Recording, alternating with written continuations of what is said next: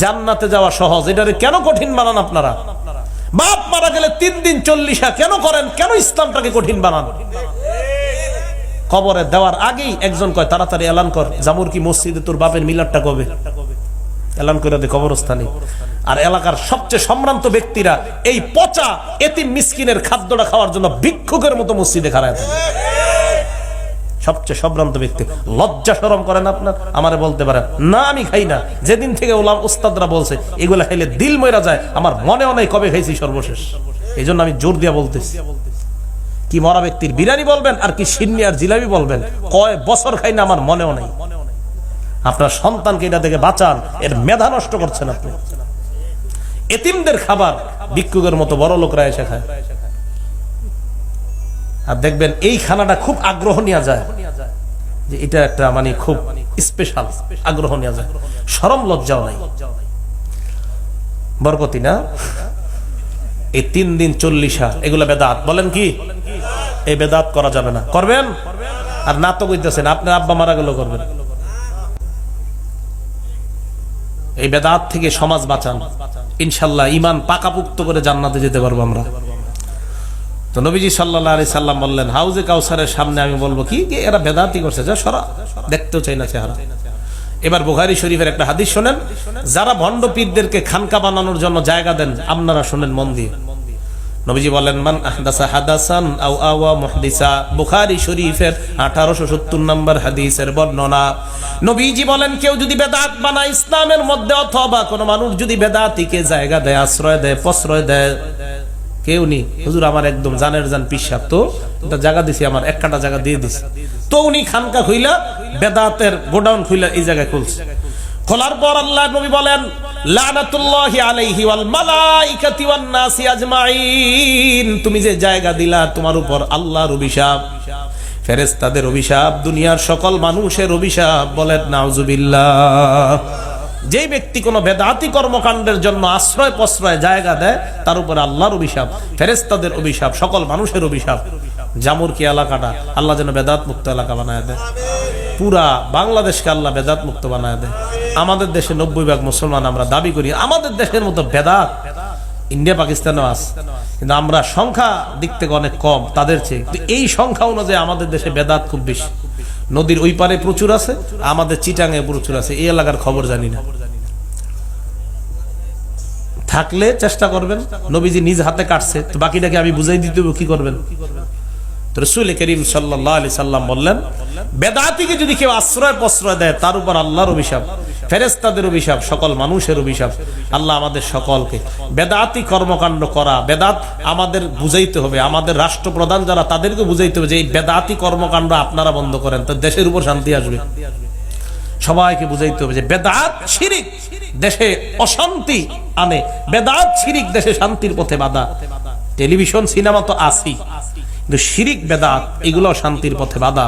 আল্লাহ আমাদের এলাকা পুরা সমাজকে বেদাত মুক্ত সমাজ করার তৌফিক দান করেন। 11 নম্বর কথা, সাহাবায়ে কেরাম যেই জায়গায় বেদাত দেখতেন ওখান থেকে দূরে পালাইতেন। দলিল আবু দাউদ শরীফের 538 নম্বর হাদিস। আব্দুল্লাহ ইবনে ওমর রাদিয়াল্লাহু তাআলা আন এক মসজিদে গেছে যোহর নামাজ অথবা আসর নামাজ পড়তে। যাওয়ার পর দেখো এই জায়গায় বেদাত। আব্দুল্লাহ ইবনে ওমর কয়, তাড়াতাড়ি আমার এই জায়গা থেকে সরাও, মানুষরা দলিল দিবে নবীর সাহাবা বেদাতের কর্মকাণ্ডে ছিল। আমি নবীর সাহাবা, প্রমাণ হতে চাই না। এই জায়গায় যদি আমি থাকি, আমাকে প্রমাণ বানায় তারা বেদাতি কর্মকাণ্ড পরিচালনা করবে। তাহলে বেদাত যেই জায়গায় হয়, যদি বাধা দিতে পারেন দিবেন, না পারলে নিজেই পালাবেন। যদি দেখেন আপনি ওই বেদাতের মধ্যে লিপ্ত হয়ে যাওয়ার সম্ভাবনা, বাস ওখান থেকে সরে আসেন। 12 নাম্বার, বেদাতের ব্যাপারে উলামায়ে কেরামের বক্তব্য। ইমাম মালিক বলেন, কোন ব্যক্তি যদি ইসলামের মধ্যে নতুন একটা বেদাত বানায়, ওই ব্যক্তি কেমন যেন বলতে চায় আন্না মুহাম্মাদান খানার রিসালা, আল্লাহর নবী তার দায়িত্ব পালনে কিছুটা খেয়ানত করে গেছে। নবী খেয়ানত করে যাওয়ার কারণে হযরতে নতুন একটা বানায় ইসলাম পরিপূর্ণ করছে। ইমাম মালিক বলেন, ইসলামের মধ্যে নতুন কিছু যদি কেউ বানায়, ওই ব্যক্তি বলতে চায় নবী মনে হয় দায়িত্ব ঠিক মতো পালন করে যাইতে পারে নাই, তাই আমি পরিপূর্ণ করলাম। হ্যাঁ, ইমাম মালিক বলছেন, কেউ যদি ইসলামে নতুন বেদাত বানায়, তো বুঝতে হবে এই ব্যক্তি নবীর রিসালাত নবুয়তের উপরে সে প্রশ্নবিদ্ধ করছে নবীর। নবী মনে হয় দায়িত্ব করে নাই, দেখে তো সে আরেকটা বানাইছে। এ হলো 12 নম্বর কথা। এবার বেদাতের ব্যাপারে একটা কথা বলি, এটা ঘরের দরজায় লিখে রাখবেন, বাইরের সময় এটা পড়বেন, ঢুকার সময় পড়বেন, তাহলে আর বেদাত হবে না আপনার দ্বারা। কি? সুফিয়ান সাউরি বলেন, আল বিদআতু আহাব্বু ইলা ইবলিস মিন মাসিয়া, গুনাহ করা, জিনা করা, চুরি করা, ব্যভিচার করা, হত্যা করার চাইতে ইবলিসের কাছে বেদাত খুব প্রিয়। ইবলিসের চেলারা গিয়া কয় এলাকায় হত্যা হয়েছে, ও আচ্ছা যাক ব্যাপার না, এটা হওয়ারই কথা। চুরি হয়েছে, যাক ভালো, তুই ভালো কাজ করছিস, চুরি তো শয়তানি করায়। জিনা হয়েছে হুজুর, হ্যাঁ ভালো কাজ করছিস হুজুর, এই এলাকায় একটা বেদাতের খানকা হয়েছে, কয় কি, এটা তো সবচেয়ে খুশির সংবাদ। ইবলিস কয়, তো ইবলিস কেন খুশির সংবাদ? ইবলিস ভালো করে জানে, ফাইন্নাল মাসিয়াতা ইউতাবু মিনহা, কথাটা মন দিয়ে শুনেন, গুনাহ থেকে তওবা করলে আল্লাহ মাফ করে দেয়, কিন্তু বেদাত থেকে তওবা করে না, কারণ বেদাতি মনে করে আমি হকের উপরে আছি, তাই তওবা করার নসিব হয় না। এটা লিখে রাখবেন যে অপরাধ গুনাহ করার চাইতে বেদাত ইবলিসের কাছে প্রিয়। আল্লাহ আমি ঘর থেকে বের হইতেছে, আমার দ্বারা অন্তত কোনো বেদাত যাতে না হয়। বেদাত ইবলিসের কাছে এত প্রিয়। নতুন কেউ বেদাত শুরু করছে, ইবলিস খুব খুশি হয়। কেন? ইবলিস জানে এই লোক তো জীবনে তওবা করবে না। এরে যতই আরিফ বিন হাবিব বুঝাক, এটা আপনার বাপ দাদার মিলাদ, আপনার বাপ দাদার এই দুরুদ, এটা পড়েন না, এটা পড়েন না, এটা পড়েন না। এরপর বলবো থুর, আমার বাপ দাদা কি ভুল করছে? ওলামায়ে কেরাম যত বুঝাবে, ভাই এই নিচেরা বানানো দুরুদ এটা বেদাত, এটা করেন না। তারপর বলবো আমার আব্বা আব্বা কি ভুল করছে? না, আপনার আব্বা একদম ফেরেশতা, উনি ভুল করতেই পারে না। এ হলো 12 নাম্বার। 13 নাম্বার শেষ কথা, এই হাদিসটা মন দিয়ে সবাই শুনলেন, কি ভয়ঙ্কর একটা হাদিস। মুসলিম শরীফের 4678 নম্বর হাদিস। হুযায়ফা ইবনুল ইয়ামান রাদিয়াল্লাহু তাআলা আনহু বলেন, উনি একজন আলেম সাহাবা। কারান নাসু ইয়াসআলুনা রাসূলুল্লাহি আনিল খায়রি ওয়া কুনতু আসআলুহু আনিশ শাররি। জনগণ আল্লাহর নবীকে কল্যাণের ব্যাপারে প্রশ্ন করতেন, শুধু কল্যাণের ব্যাপারে, আমি প্রশ্ন করতাম অকল্যাণের ব্যাপারে, আমি অকল্যাণের ব্যাপারে প্রশ্ন করতাম। আরে আপনি কেন এগুলা করতেন? কয় মা খাফাতা আইয়ুদরিকানি, আমার ভয় হইতো অকল্যাণ যেন আমাকে পেয়ে না বসে, এই জন্য আমি অকল্যাণের প্রশ্ন করতাম বারবার। নবীজিকে আমি একদিন বললাম, ইয়া রাসূলুল্লাহ, এই যে আপনি কল্যাণ, 4টা অংশ মনে রাখবেন, হুজুর আপনি কল্যাণ, এই কল্যাণের পরে আর অকল্যাণ আছে কিনা? কল্যাণ একটা, হ্যাঁ। নবীজি জবাব দিলেন, হ্যাঁ অকল্যাণ আছে। কয়টা অংশ হইল? 2টা। সাহাবা হুযায়ফা বললেন, ফাহাল বাদা যালিকা শাররি খায়রুন, হুজুর এই অকল্যাণের পরে আবার কল্যাণ আছে কিনা? এবার দেখেন নবীজি কয়, হ্যাঁ আছে। বলেন এটার নাম বলেন। তবে নবীজি বললেন, এই কল্যাণের মাঝে ধোঁয়া আছে, ধোঁয়া। এখানে লাইট জ্বলতেছে, বলেন তো মাঠের মধ্যে একটু ধোঁয়া হইলে লাইটিং এর আলোর মধ্যে সামান্য পরিবর্তন আসবে কি আসবে না? নবীজি বললেন কল্যাণ, অকল্যাণ, কল্যাণ, তবে এই কল্যাণের মাঝে ধোঁয়া। মন দিয়ে শুনেন। সাহাবা বললেন, হুজুর ধোঁয়া আবার কি? বুঝি নাই। হাদিসে ওমা দাখালুহু ইয়া রাসূলুল্লাহ, হুজুর ধোঁয়াটা কি? নবীজি বললেন, কওমুন ইয়াস্তান্নুনা বিগাইরি সুন্নতি, একদল মানুষ আমার সুন্নত ছাড়া, আমার পদ্ধতি ছাড়া অন্য পদ্ধতি অবলম্বন করবে আর দাবি করবে আমি আশিক রাসূল, আমার পদ্ধতি ছাড়া অন্য পদ্ধতিতে চলবে। ভাইও বেদাত করেন না, বাবারা বেদাত করেন না। নবীজি বলেন, আমার পদ্ধতি ছাড়া অন্য পদ্ধতিতে চলবে একদল মানুষ। ওয়ায়াহদুনা বিগাইরি হাদি, আমার হেদায়েত ছাড়া অন্য হেদায়েত গ্রহণ করবে। সাহাবা প্রশ্ন করলেন, ইয়া রাসূলুল্লাহ, তারা দেখতে কেমন? নবীজি বলেন, তারা দেখতে আমার চামড়ার মতো হবে, আবার কথা বলবে আমাদের মুখের মতোই কথা।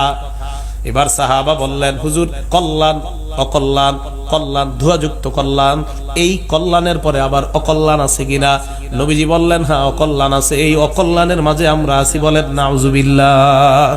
সাহাবা বললেন, হুজুর ওই অকল্যাণের ব্যাপারে একটু বলেন।